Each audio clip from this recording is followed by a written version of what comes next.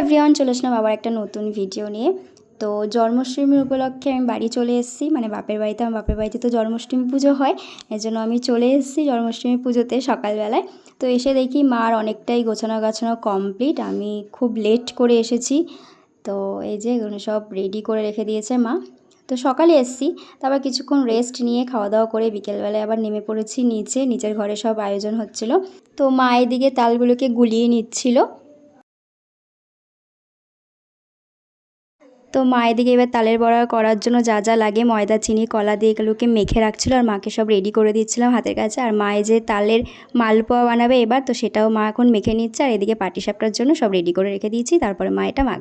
আর এবছর গোপু সোনাদের জন্য একটা সুজির নতুন রেসিপি তৈরি করব, সেই রেসিপিটা তোমাদের আমি অন্য কোনো একটা ব্লগে শেয়ার করব। তো তারপর এখানে মা নারকেলের পুরটা করে নিচ্ছে পাটিসাপটার জন্য। তো এইদিকে মা নারকেলের পুরটা করা রেডি হয়ে গেছে। তো এবার ঠান্ডা হয়ে গেছে, তো এগুলোকে আমি রেডি করে রেখে দিচ্ছি। আর এইদিকে মা তালের বড়াগুলো এক এক করে ভেজে নিচ্ছিল। আর এই ভিডিওটা কিন্তু আমার মাই নিজে নিজে করেছে, বা হাত দিয়ে ভিডিও করেছে, ডান হাত দিয়ে তালের বড়াগুলো করছিল।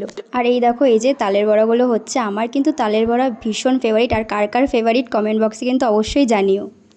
আর এদিকে গপুদের জন্য তালের বড়া তুলে রাখা হয়েছে।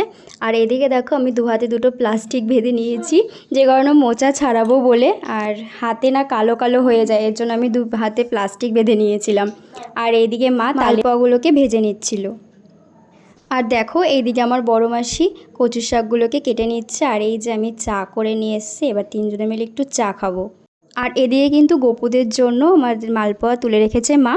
আর এদিকে একটু চায়ের চুমুক দিয়ে নিলাম, গরম গরম চা। তার কিছুক্ষণ পরে এই যে ব্যাস নাগিনী যোগিনীগুলো চলে এসছে, আমার মাসি ওরা সবাই এসছে।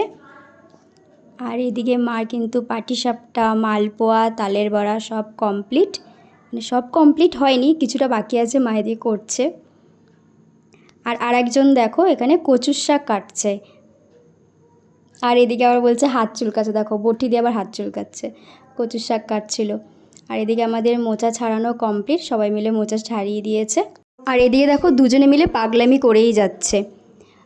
তো আমাদের সব কাজ গোছানো কমপ্লিট। তো এখন একটু ফ্রি হলাম, তাই তিন বোন মিলে একটু গল্প করছে। আর ওদিকে মা মাসি ওরাও তিন বোন এক জায়গায় হয়েছে, একটু গল্প করছে। সরি মারা চার বোন, তো ওইখানে চার বোন মিলে গল্প করছে, আর আমরা এই ঘরে তিন বোন মিলে গল্প করছিলাম। তো এরপর গপুদের জন্য কি কি করি সেগুলো তোমাদের সাথে এই ভিডিওর নেক্সট পার্টে শেয়ার করব। ততক্ষণে চলো টাটা, বাই বাই।